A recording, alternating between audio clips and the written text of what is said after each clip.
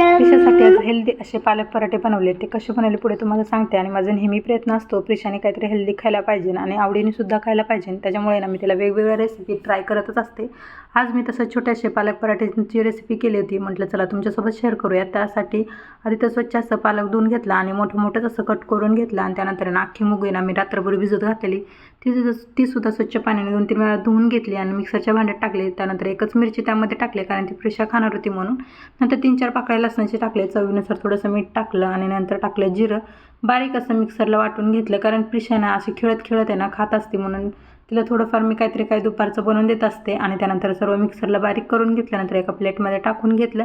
आणि प्रिशाला ना हल्ली आता खूप जास्त तीळ आवडतात ते, म्हणून म्हटलं ह्याच्यामध्ये पण थोडेसे तीळ ॲड करावेत. मग तीळ थोडं टाकले, ते सुद्धा मिक्स केलं आणि तवासुद्धा छान असा गरम झालेला. म्हटलं तव्याला ना चौकोन तूप लावून घेतलं आणि छोटे असे पालक पराठे मी टाकून घेतले कारण मोठा पराठा बनवला प्रिशा खात नाही. मग हे छोटे असे बनवले ना खेळत ती खात असते, एन्जॉय करत असते, म्हणून मी ना छोटेच असे बनवले. त्यानंतर सर्व तव्यावर टाकून घेतले, 5 मिनटं झाकले. 5 मिनटं झाकल्यानंतर पलटी मारून घेतलं. मस्त असे छान झालेले होते. आणि तोपर्यंत त्या प्रिशाचा चालला होता राडा.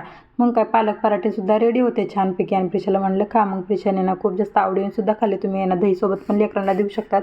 प्रिशा यांना नेहमी काय पण बनवलं ना थोडंसं दहीसोबत खाते कारण त्याला दही ना खूप प्रचंड प्रमाणात आवडते म्हणून. असं तुम्हाला माझा व्हिडिओ आवडला असेल तर लाईक करा आणि शेअर करा. जाता माझ्या यूट्यूब चॅनलला सबस्क्राईब करा आणि फॉलो करायला विसरू नका. Bye bye.